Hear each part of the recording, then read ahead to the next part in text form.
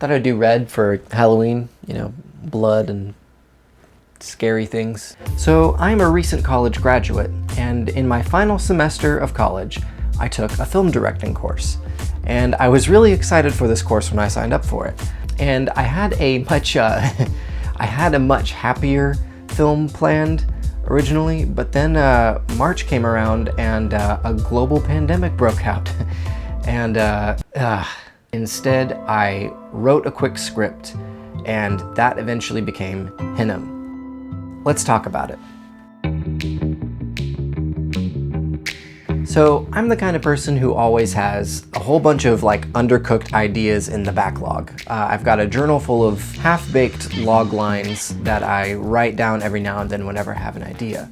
I had this particular idea for a film when I was 12. Unfortunately, supervolcano never materialized.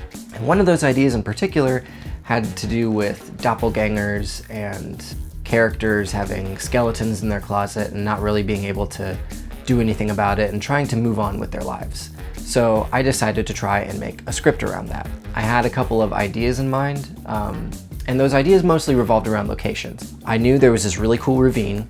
I knew there was this park that was empty all the time that would be a lot of fun and safe to shoot at. I had my house, and I had a coffee shop with an exterior dining area. And this is basically all I had. I had a series of locations, I had an idea. I didn't really have much of an idea in terms of characters, but I knew I would have to keep it pretty stripped down because we would have to social distance in order to keep everybody safe. So I wrote the script, I sent it to my friend Josh, who's an excellent writer and is also very blunt and will tell me if something doesn't really work. He had a few things to iron out, just a few kind of how do we get from point A to point B details. And once that was done, I had to figure out casting.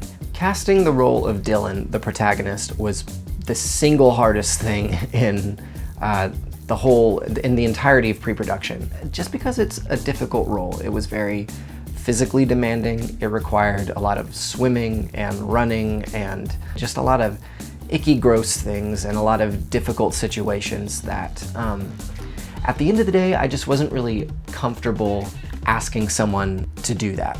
And so I ultimately decided to take that on myself. And I'd never done this before. I'd never starred in anything I've made. It added a layer of complication to things because I was now director, I was now the DP, and I was also starring in it. So I had to kind of figure out a way to wear those hats wisely. When it came to selecting my crew, we ultimately decided that it would be okay if we had a core group of 4 people. That would be me, my wife Amanda, my friend Josh, and my friend Nicole. In addition to Josh being an assistant director, and in addition to Nicole being an assistant camera and drone operator, I cast them in roles in the film. I cast Nicole as Jody at the end of the film, and I also cast Josh as a body double for me. We decided that it would be okay to get together and film because we'd already been quarantined for a couple months at this point, and we hadn't been in contact with anyone who had tested positive with COVID, each for about 3 weeks. So we knew that we were safe at this point. As far as camera equipment for production goes, we had a Canon C300 Mark II. This isn't my camera, I borrowed it from the school I went to. We also had a Fuji X-H1. That was my friend Nicole's camera that she graciously offered to have us use as kind of a B-cam during the production. And we also had a Canon 80D. We used the Sigma 18-35 for most of the production. I just think that this is a very versatile lens. It's really sharp. It gave me the look that I wanted for this production. We did use the Helios 44-2 a couple of times for some dreamier shots. And then we also had a Rokinon 85mm Cinema Prime that we used only once, and we used that for the bludgeoning scene at the end of the film. I bring this up just for transparency's sake. I don't think this equipment is necessary at all. I think you should just use what you have, and you should use whatever works best for the production you're working on. We did also have a drone on set, thanks to my friend Nicole, who is a fantastic drone operator, and it is because of her fantastic drone operation that we were able to get that stunning shot at the beginning of the film. That shot alone just it added so much value to that film, I could not be happier with it. I told her basically like I wanted the opening of The Shining. Basically, you've got a camera and a helicopter following a car as it drives down a winding road. And she was like, got it, and just went above and beyond and got just this amazing shot. So the first day was pretty diverse in what we were shooting in the script. We shot the last scene first, and we also got some pickup shots that ended up being the opening shots of the film at the very beginning. We originally intended to go and shoot everything that was shot at the ravine with the lake, but unfortunately because of weather, we had to delay to the next day. So let's talk about the end scene and what I think went well and what I think didn't go so well. First off, with what went well, I am so thankful that I had my friend Josh on set. I ended up selecting him to be an assistant director because I knew he would be good at giving clear and precise direction to talent.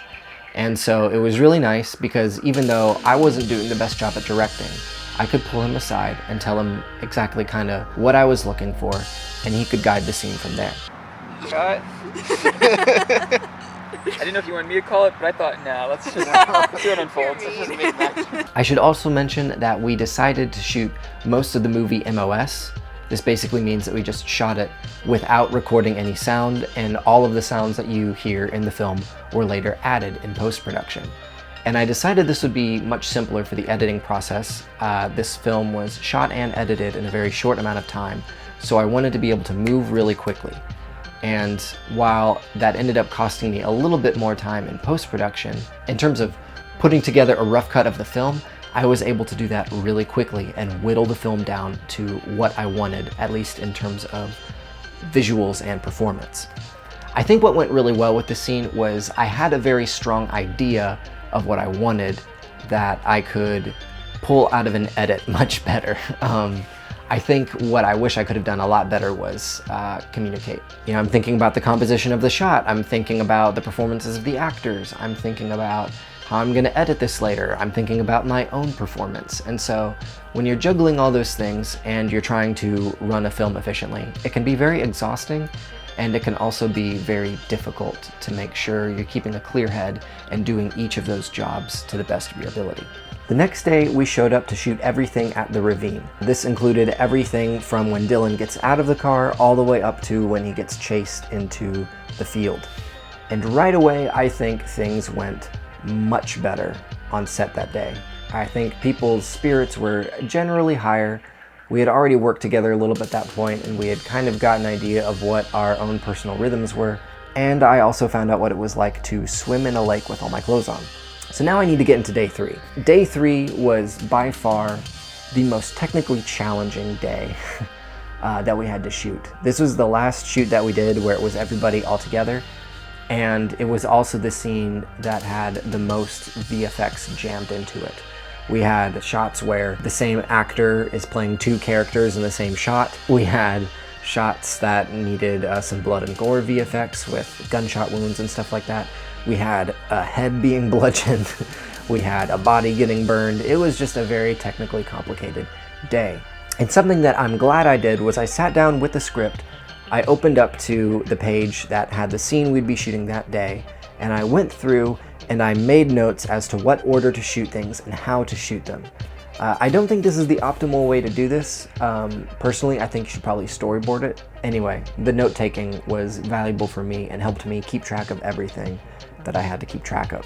You know, one thing that I definitely wish I had made room for was a dedicated script supervisor, just because there's definitely some shots where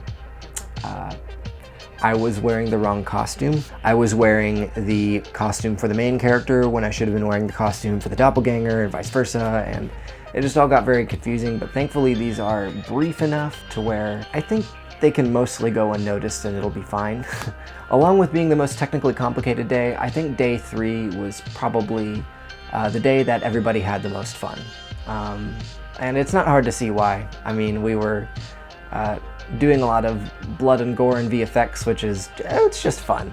It's just fun to shoot bloody things for a movie. For the head bludgeoning scene in particular, I went out the day before and I got a honeydew melon. I picked honeydew specifically because it looked the most like skull fragments to me. I went home, cut that open, cut a hole in the top, scooped all the insides out with an ice cream scooper, and I took some fake blood, filled that up, and then put the cap back on and sealed it with a layer of liquid latex. And I used the liquid latex for two reasons. I used it to hold the lid on top, and I also used that to simulate human skin, so, which I think it did pretty well.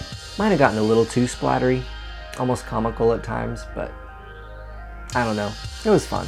After day 3 ended, all that was really left was some pickup shots. There was the scene with Dylan and his previous girlfriend. It was just me and my wife for that one. She did a fantastic job. She's a wonderful actor. Also a point where I was setting up a camera to film myself taking a shower, which was definitely weird. I was wearing shorts, if it makes a difference. There was also the shot where I was backing out of the driveway. That was really simple. I just set up a tripod and the camera inside the car, had it pointed toward Amanda as she was standing in the carport, and backed out really slowly. Once I had all those pickup shots, I started assembling everything, and I finally had the film all together in order.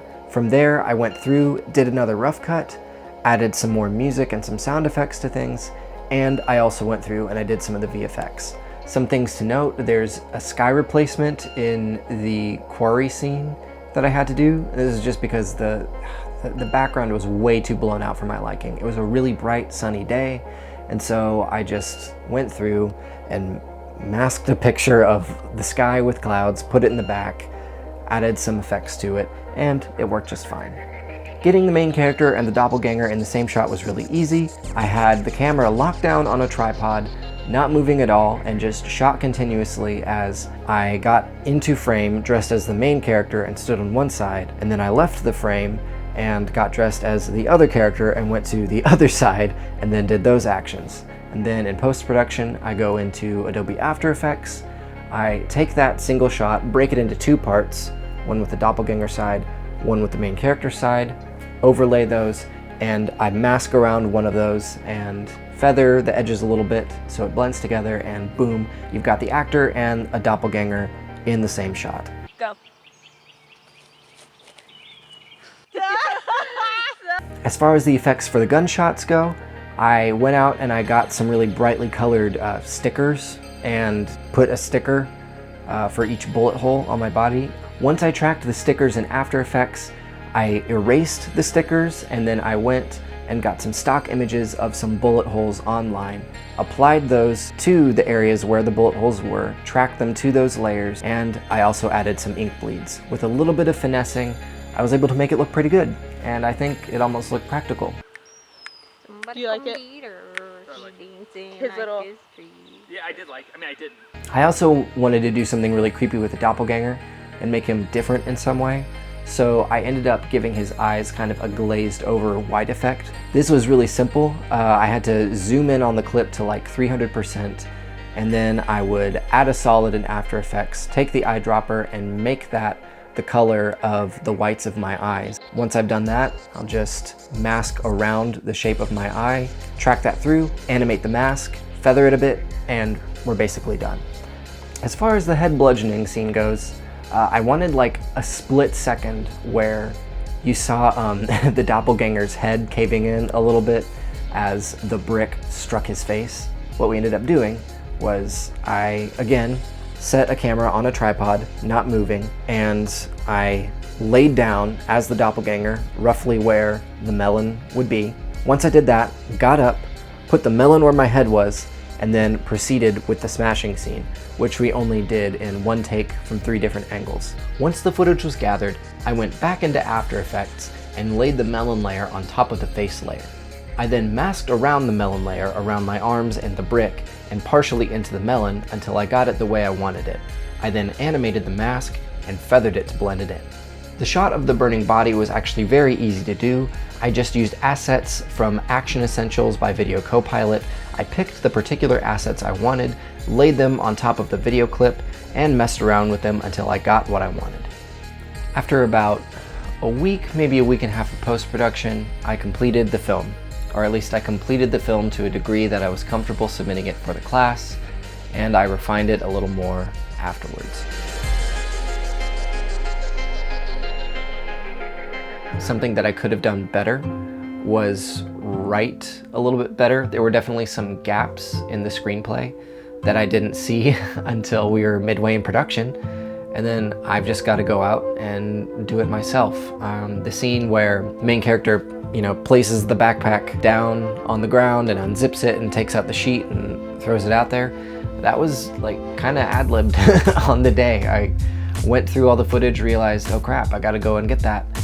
We got to have some sort of transition point between where he tumbles down the hill and where he goes to the clearing to meet the doppelganger. So I had to improv something, and I think it turned out very well, but definitely could have scripted that a bit better.